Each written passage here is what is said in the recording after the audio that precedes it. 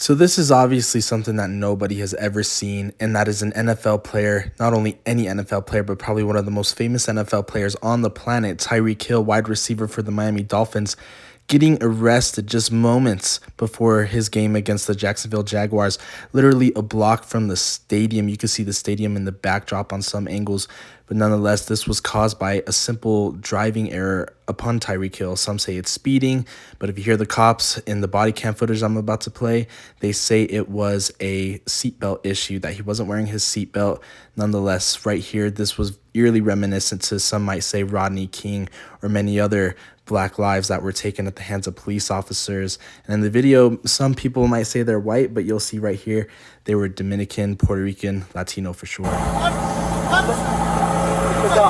Hey, keep your window down.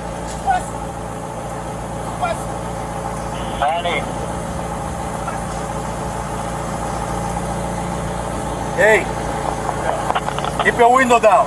Keep your window down. I'm gonna get you out of the car. As a matter of fact, get out of the car.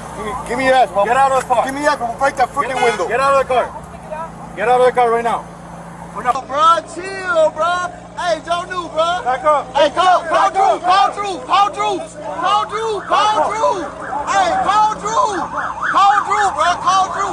Call Drew. Hey, call Drew, bro. Hey, what? Hey, call Drew, bro. Just call Drew. Hey.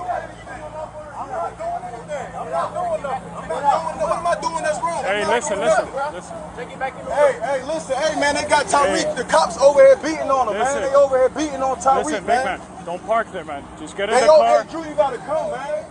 Just get in the car. Straight up the side, on the side of the, Hey, get in the car. You're parked in the middle of the street. Now, for the reason why Tyreek got pulled over is still quite unknown. Let's say he was speeding in an area where there is a ton of people and a ton of heavy traffic.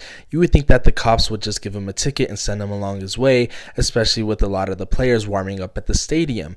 Instead, they decided to go the dark route and become police that basically use their force to a fault, use their power against themselves, some might say.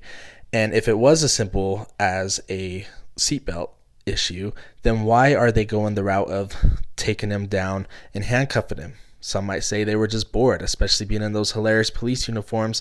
Some might just say that they wanted to get some action in after seeing all those big booty Latinas walking around, and they were like, man, Tyreek Hill has it all, let's just take shit out on him, especially if he's not wearing a seatbelt.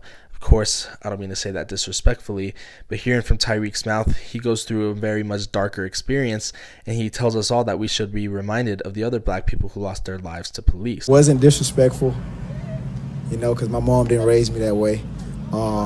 Didn't cuss, didn't do none of that. I was just making sure that, I was doing what my uncle always told me to do whenever you in a situation like that. Just listen, put your hands on the steering wheel, just listen. If you say I did something, write me a ticket, do whatever you got to do, you feel me?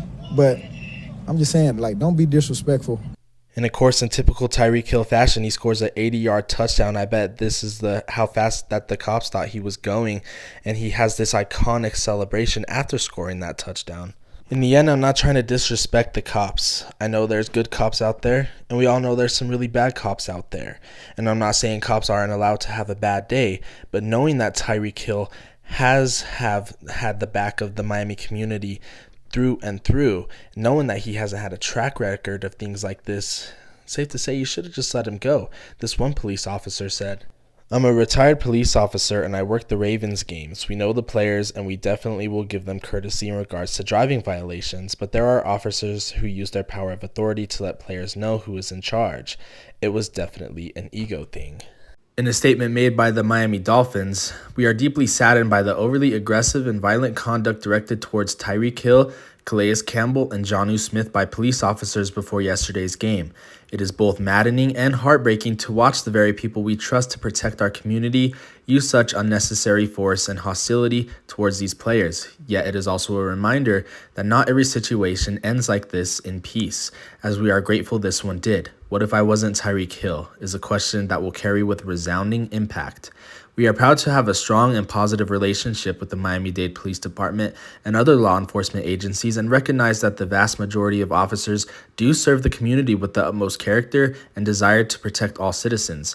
However, as is on full display in videos released tonight, there are some officers who mistake their responsibility and commitment to serve with misguided power. While we commend MDPD for taking the right and necessary action to quickly release the footage, we also urge them to take equally swift and strong action against the officers who engaged in such despicable behavior.